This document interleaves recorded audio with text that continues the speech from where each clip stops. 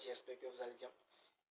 Aujourd'hui, nous allons revenir sur cette sanction de l'Amérique, du gouvernement américain, sur la suspension de la délivrance des visas américains aux Togolais. C'est une situation qui est passée sans bruit, mais qui continue de faire jaillir la tristesse, le désespoir dans les familles. Mais avant de continuer, je vous laisse vous abonner. Maintenant que c'est fait, merci à vous qui êtes abonnés. Donc, il s'agit de quoi? Depuis le 9 juin 2025, le gouvernement américain a suspendu la délivrance des visas aux Togolais. Mais pourquoi?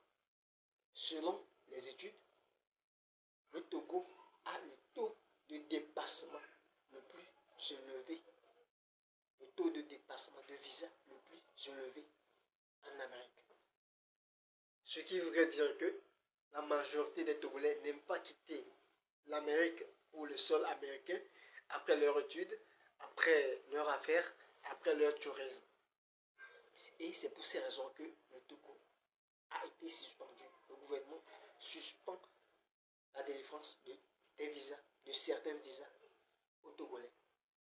Est-ce que Donald Trump, le président Donald Trump, sait que venir en Amérique, mettre son pied sur le sol américain, c'est déjà un exploit pour un jeune Togolais ou un jeune Africain?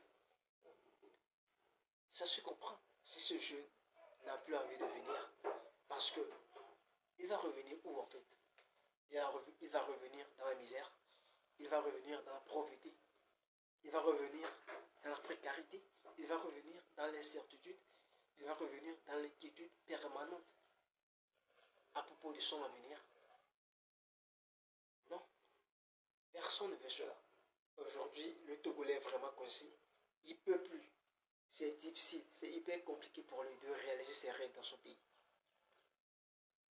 Et voilà, et on lui enlève cet espoir qui pouvait lui permettre de réaliser son rêve en Occident, en Amérique. Parfois, le jeune Togolais se demande si c'est une punition divine, une malédiction. Parce que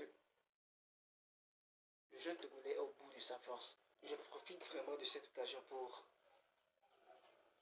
exprimer à quel point je compatis vraiment et aux douleurs des familles qui ont tout donné, qui ont dépensé des sommes colossales dans le but de faire voyager leur enfant, mais qui n'ont jamais abouti.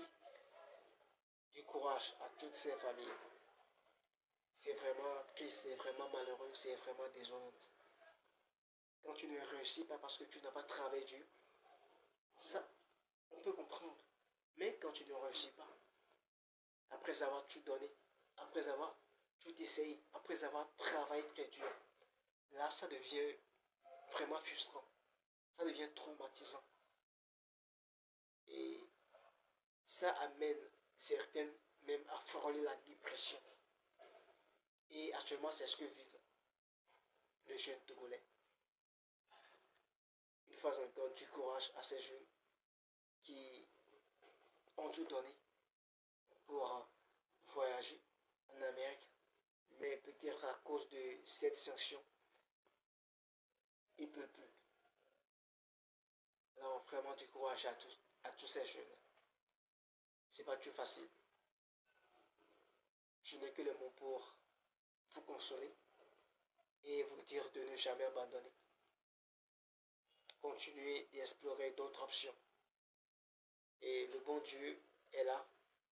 Et un jour, il fera descendre sa grâce. Donc, c'est tout ce que je pouvais dire. Du courage. Et que la paix de Dieu soit sur tous les Togolais, soit sur toute l'Afrique. Ciao.